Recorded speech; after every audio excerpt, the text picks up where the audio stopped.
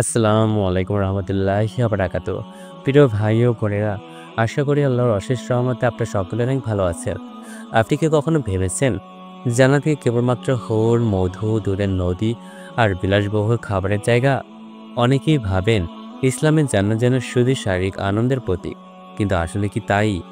আজকের এই ভিডিওতে আমরা জানব জান্নাতের প্রকৃত গভীরতা এবং কেন জান্নাত শুধুই শরীরের জন্য নয়, আত্মার জন্য এক চিরন্তন শান্তির স্থান। জান্নাতকে অনেকেই শুধুমাত্র শারীরিক ভোগ বিলাসের স্থান হিসেবে কল্পনা করে থাকেন, যেখানে হুর, ফলমূল, নহর, রেশমি পোশাক ও স্বর্ণমহল থাকবে। কিন্তু ইসলামী বিশ্বাসের জান্নাত শুধু দেহের আরামের জন্য নয়, বরং আত্মার পরিপূর্ণতা, আল্লাহর সন্তুষ্টি এবং চিরন্তন শান্তির ঘর। কোরআনে বারবার বলা হয়েছে এটি এমন একটি স্থান যেখানে কোনো দুঃখ, কষ্ট, হিংসা, পাপ, ভয়, ক্লান্তি বা অশ্লীলতা থাকবে না। হুরদের সৌন্দর্য কিংবা জান্নাতি ভোজ্যবস্ত্র এসব কিছুই নিছক ভোগের প্রতীক নয়, বরং এগুলো আল্লাহর কুদরতের নিদর্শন এবং তার প্রিয় বান্দাদের সম্মানিত করার এক উপায়। পৃথিবীতে মানুষ যে কষ্ট, পরীক্ষা ও ত্যাগের মধ্য দিয়ে যায়, তাদের প্রতিদান হিসেবে জান্নাতের এই নিয়ামত সমূহ। সবচেয়ে গুরুত্বপূর্ণ বিষয় হলো জান্নাতে আত্মার এবং প্রশান্তি মিলবে, যা দুনিয়ার কোনো কিছুতেই পাওয়া সম্ভব নয়। জান্নাতীরা সেখানে আল্লাহর রেজা সন্তুষ্টি লাভ করবে, যা হবে সব নিয়ামতের চেয়ে বড় পুরস্কার। নবী করিম সাল্লাল্লাহু আলাইহি সাল্লাম বলেন, আল্লাহ জান্নাতীদের বলবেন, আজ আমি তোমাদের উপর চিরস্থায়ী সন্তুষ্টি প্রদান করলাম আর কখনো রাগ করব না। এমনকি জান্নাতে আল্লাহর রুহানি দিদার বা সাক্ষাৎ হবে, যা জান্নাতীদের অন্তরকে প্রশান্তিতে ভরে দেবে। তাই জান্নাতের ধারণা কেবল ইন্দ্রিয়গত সুখ নয়, বরং এটি এমন এক পরিপূর্ণ পুরস্কার যেখানে আত্মা, মন, হৃদয় ও শরীর চূড়ান্ত শান্তি লাভ করবে। ইসলাম জান্নাতকে ব্যাখ্যা করে এক পবিত্র ও মর্যাদার স্থান হিসেবে, যেখানে থাকবে না কোনো অশ্লীলতা বা দুনিয়ারি কামনা বাসনার ছোঁয়া। থাকবে কেবল শান্তি, সম্মান, পবিত্র সম্পর্ক ও অনন্ত সুখ। অতএব জান্নাতকে কেবল শারীরিক ভোগের স্থান ভাবা এক ধরনের সীমাবদ্ধতার দৃষ্টিভঙ্গি। এটি আসলে আল্লাহর অশেষ দয়ার প্রকাশ। একটি চিরস্থায়ী জীবন যেখানে বান্দারা আল্লাহর সান্নিধ্য থাকবে, আর কোনো ভয় থাকবে না, ক্লান্তি থাকবে না, থাকবে না কোনো অভাব, থাকবে কেবল অপার শান্তি ও আনন্দ, ভালোবাসা। জান্নাতকে যদি আমরা শুধু শারীরিক ভোগ বিলাসের স্থান হিসেবে দেখি, তাহলে এটি জান্নাতের মূল মাহাত্ম্য ও গভীরতা থেকে অনেক দূরে সরে যাওয়া হবে। আসলে জান্নাত এমন এক মহান পুরস্কার যা আল্লাহ তাআলা তার ঈমানদারদের, ত্যাগী ও একনিষ্ঠ বান্দাদের জন্য প্রস্তুত রেখেছেন, যারা দুনিয়ার পাপের হাতছানি, লোভ, কষ্ট, অন্যায় ও ফিতনার মাঝেও কেবল আল্লাহর সন্তুষ্টির উদ্দেশ্যে জীবনের প্রতিটি মুহূর্তে এই ক্লাসের সঙ্গে সংগ্রাম করে গেছেন। জান্নাত কেবল ফলমূল খাওয়া, হুরদের সঙ্গে থাকা এবং সোনার প্রাসাদে বসবাসের জন্য নয়, বরং জান্নাত মানে স্থায়ী নিরাপত্তা, অন্তরের প্রশান্তি, লজ্জাহীন পবিত্রতা এবং সবচেয়ে বড় কথা, আল্লাহর দয়া ও সান্নিধ্য লাভ। কোরআনে আল্লাহ বলেন, আল্লাহ তাদের প্রতি সন্তুষ্ট হয়েছে এবং তারাও আল্লাহর প্রতি সন্তুষ্ট। সূরা মাইদা। এই পারস্পরিক সন্তুষ্টি এটি জান্নাতের প্রকৃত পরিণতি। সেই জান্নাতে থাকবে না কোনো কষ্ট, হিংসা, ঈর্ষা, ক্লান্তি বা শোক। জান্নাতীরা থাকবে একে অপরের প্রতি দয়ালু, বন্ধুত্বপূর্ণ এবং পরম ভালোবাসাপূর্ণ। এমনকি হাদিসে এসেছে, তারা একে অপরের হৃদয়কে কোনো বিদ্বেষ রাখবে না এবং সকল সম্পর্ক নিখুঁত পবিত্রতায় গাঁথা হবে।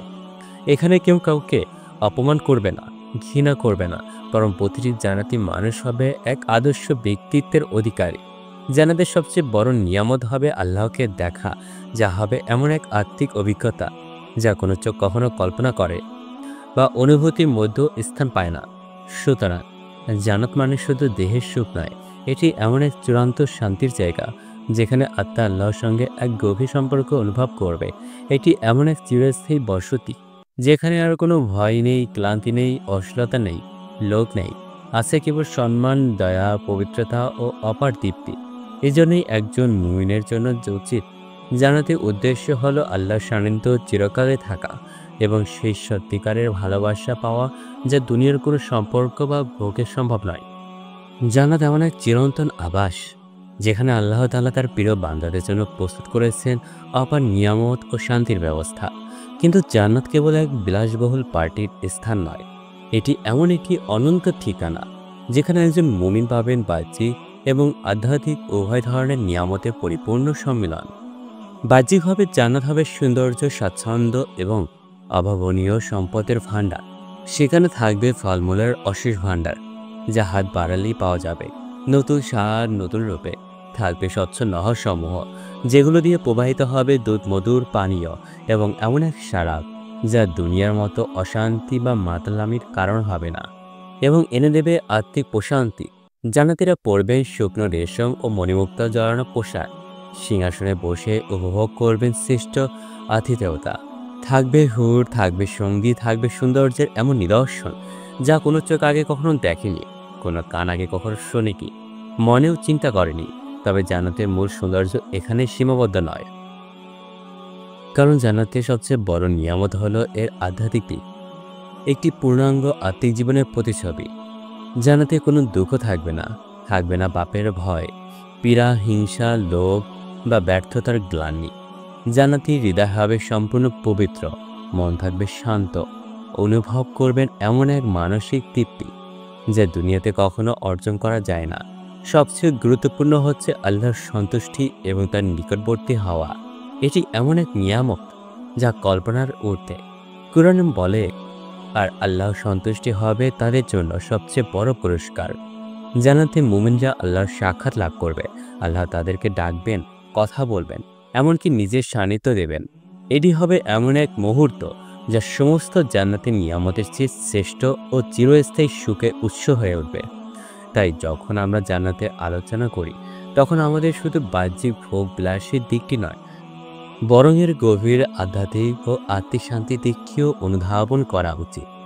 জান্নাত এমন এক স্থান যেখানে আল্লাহর অনুগ্রহের প্রতিটি স্তর আবরিত থাকবে এবং প্রতিটি মুহূর্তে মুমিনরা অনুভব করবে।